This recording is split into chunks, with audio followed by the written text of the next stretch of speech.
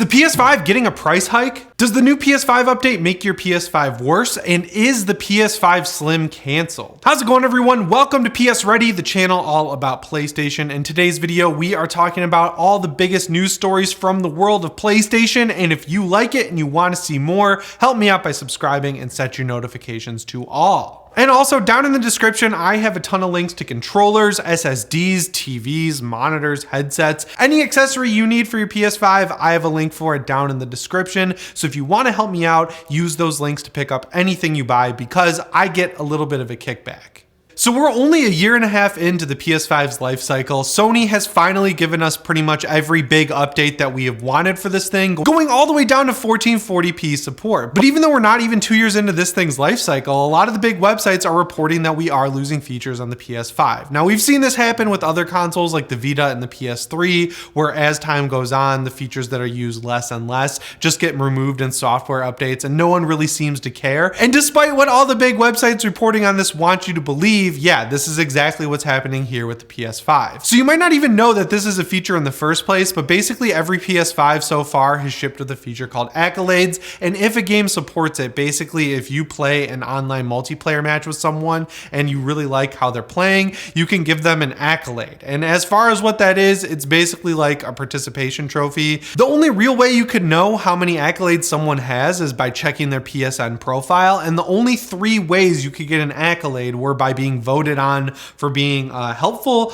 welcoming, or a good sport. And I gotta tell you, there are a lot of games like Warzone specifically, I feel like that good sport accolade is used not at all. No one is a good sport in Warzone. And honestly, I can see why this feature was not heavily utilized because A, Sony has not marketed it whatsoever. I mean, Ray is sitting right behind the camera and he literally just told me that he has never even heard of this feature. And despite what you guys might have thought, he does have a PS5 and he has been playing through some of the best games on the market. So if he doesn't know what accolades are and I don't know what accolades are, I'm assuming that most of you out there don't know what they are either and probably have never used them and also don't care that this fall they are going to be removed from your PS5. Now, as for what other features I think we could start seeing less and less of to the point where they're probably going to be removed, unfortunately, the trophy help videos that they have in games like Astro's Playroom and some other games that Sony has released, I feel like those are not long for this world, which is unfortunate because I really liked that feature. I keep my iPad next to me usually on the couch for when I'm trophy hunting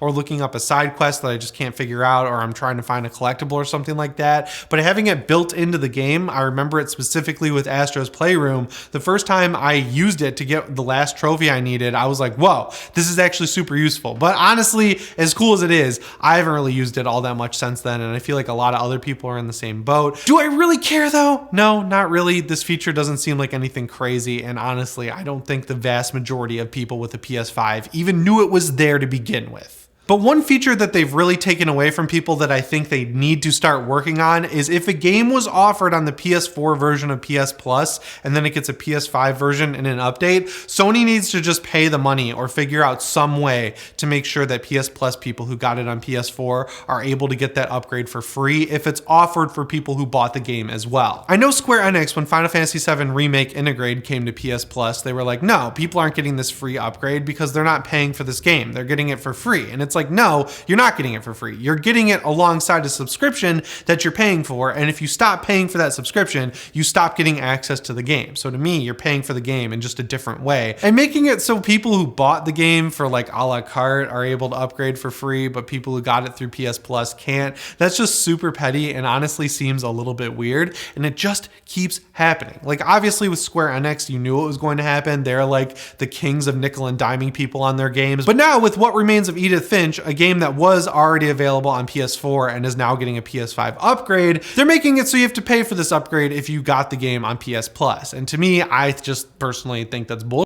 And the game is being sold for $20. So Annapurna Interactive is sitting there like, yes, we already got a huge chunk of cash from Sony to make sure people can add this game to their accounts during the time period of a month when it's available for free. And we are going to make sure that all of those people have to pay $20 to get the PS5 improvements, which I have not seen exactly what they are. I'm willing to guess that all it is a higher resolution and higher frame rate. To me, yeah, that's just a little bit petty on their part, and I think it's kind of crazy that Sony isn't stepping in and saying, whoa, whoa, whoa, people aren't getting these games for free. They're paying us a subscription cost. We'll cover the difference, I guess, for all of these people, but to nickel and dime them like that is kind of crazy. So yeah, as far as taking away features go or changing features, that's something that Sony definitely needs to work on. But if you're sitting there laughing at the screen right now because you're a PS4 player and you don't have to worry about getting nickel and dime by Square Enix and Annapurna Interactive because you just can't get your hands on a PS5, things are about to change for you and you will not be laughing anymore, because this holiday,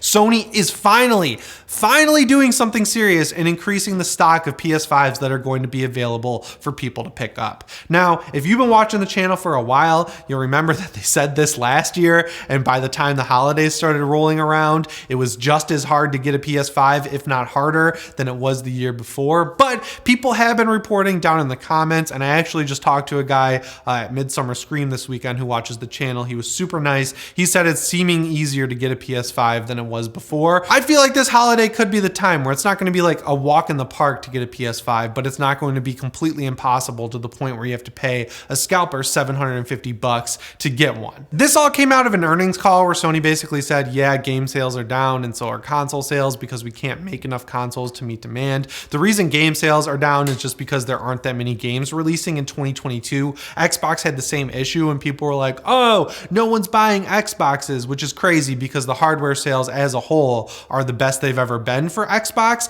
The reason no one's buying things is because they either can't or they don't have a game available to play on the device. And Sony's done a little bit better of a job, I think, than Xbox has making games that are playable on the PS5. The difference is the vast majority of those games are also available on PS4. So if people know they're going to have to fight to get a PS5 in the first place and they can just buy the game that they're going to play on the PS5 on their PS4, I can see why they'd be a little less crazy about going out and getting a PS5. And on the Xbox side, they don't really have a lot of games coming out. 2022 has basically turned out to be a dud so far, except for Elden Ring, which kind of is crazy. So yeah, I could see why people wouldn't be too keen on going out and upgrading their console there either. I feel like next year when we finally got Deathloop, we get Ghostwire Tokyo on that console, we get Redfall, we get some updates on Halo Infinite maybe, that's when you'll see these console sales picking up a bit. You know what I'm saying? But if you're one of those people who still hasn't managed to get a PS5, I'm gonna give the recommendation I always give. Follow Wario64 on Twitter. He somehow manages to get the links for these drops before they even go live. So like if Amazon is doing a PS5 drop for Prime members, he'll have the link. It won't be active, but you can just already have it in your browser,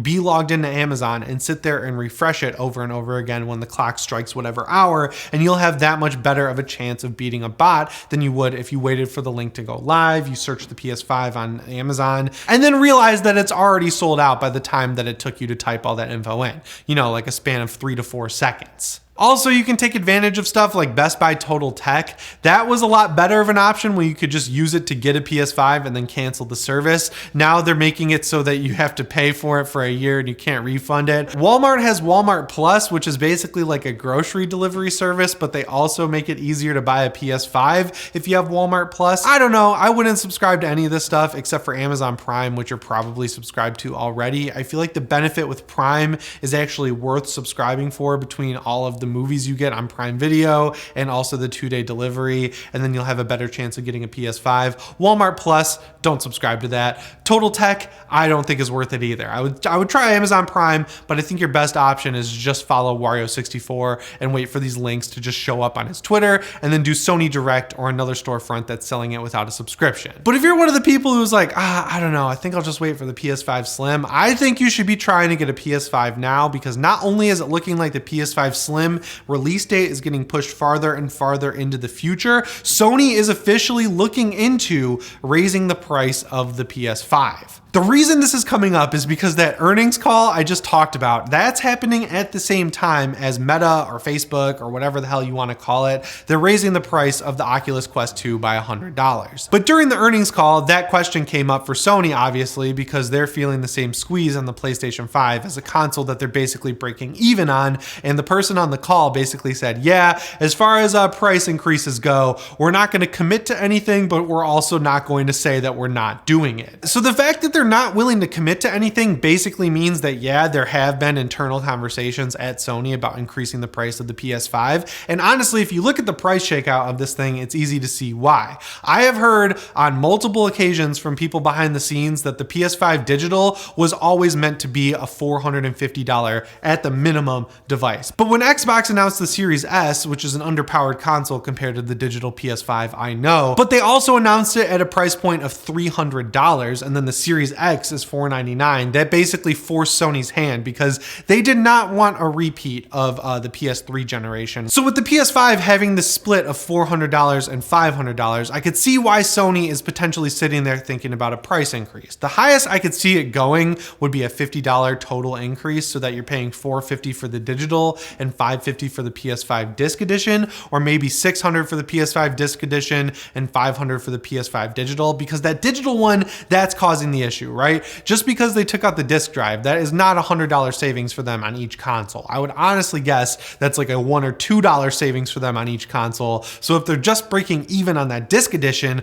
they're essentially losing like $98 on every discless edition. So you can see why they're either sitting there like, well, we could cancel the discless edition, but that would kind of piss people off because we've already been selling it for so long, we still have to support it. No, that's a bad idea. Or we could raise the price of this thing to meet inflation, or we could come out with a slim model and raise the price on that. Obviously, when the slim models come out, they're usually cheaper, but it's a really confusing situation, obviously, for Sony. That's what I'm trying to get at here. Me personally, though, I think they should just keep selling it for $500 and $400 respectively, and figure out more how to get these things on the store shelves, because them sitting around being like, man, the demand is so high, we think people would actually pay $100 extra for this thing. That really sucks, in my opinion, because they have totally dropped the ball on getting this thing into people's hands. Another news story I've seen going around this weekend, and obviously making huge headlines because of console wars, but really is more of a water is wet situation, is that Sony had to give some presentation to the Brazil ratings board, and during that presentation they said, yeah, if Xbox gets Call of Duty and makes it exclusive, that will hurt our brand proposition as a whole. And obviously the fanboys online took this story and ran with it, but really, again, it's a water is wet situation. Call of Duty is basically the biggest franchise in gaming. No matter what happens, it is slipping right now because of Vanguard not doing as well, but it's still incredibly massive as a property. So if Xbox, after they buy Activision, makes it so that franchise is exclusive to Xbox, yeah, that's going to hurt Sony, because with a franchise that big, people are going to have a reason to look at the Xbox versus the PlayStation at the store. Obviously, it's a little bit different, because I'd argue that if Sony had bought Activision, it would hurt Xbox a lot more, for the reason that if you go to the store and have these two consoles to compare, you're gonna sit there like, well, I could play Call of Duty on the Xbox, that's for sure, that's an exclusive there, and I could also play God of War Ragnarok, Horizon Forbidden West, Returnal, Demon's Souls,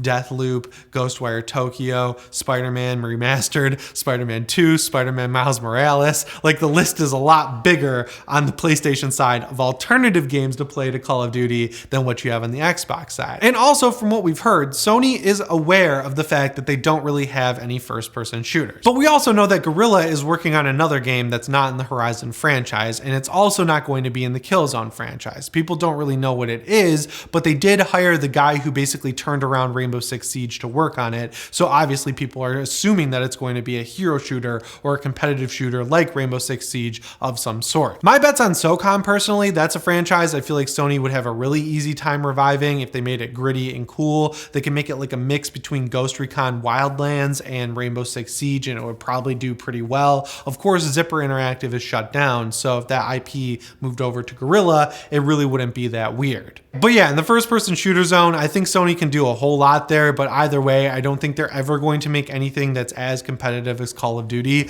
especially when you consider that Call of Duty has Warzone. Thankfully, Microsoft has gone on record multiple times saying that, yeah, we're going to keep Call of Duty and any other franchise that makes sense on both platforms. Obviously, that's not binding, and after they buy Activision, they could just turn around and make it exclusive, but as far as something like Warzone goes, with it being such a huge moneymaker, I don't ever think you'll see Warzone at the very least leaving PlayStation.